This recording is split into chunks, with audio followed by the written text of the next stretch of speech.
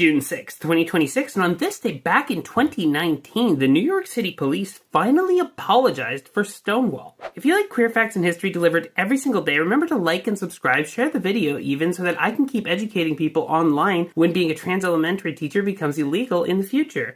Now let's get into the video. In June of 1969, the New York City Police decided to raid the Stonewall Inn. The Stonewall Inn was the queer bar for queer people who couldn't afford to go to the other queer bars in the area. At the time, queer bars in New York City were basically all owned by the mafia, but the mafia had a very close working relationship with the police. That should not have been a problem.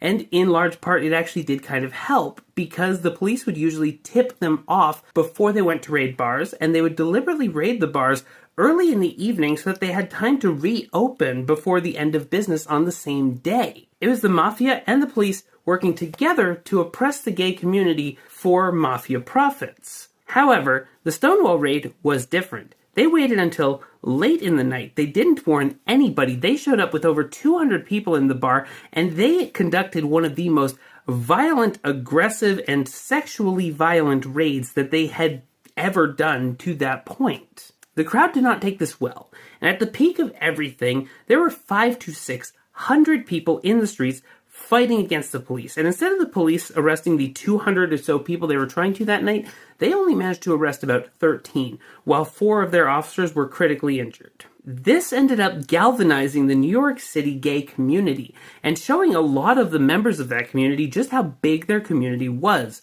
This is the riot, this is the raid that we commemorate every year when we celebrate Pride in June. On June 6th of 2019, Police Commissioner O'Neill of the New York City Police came out, publicly apologized, and took full accountability for the riot, for the raid that happened that night, and said that this should never have been done. It is extremely rare for the queer community to get any sort of an apology or accountability from governments, so this was definitely a moment to celebrate. My name's Courtney. I'm posting queer history every single day.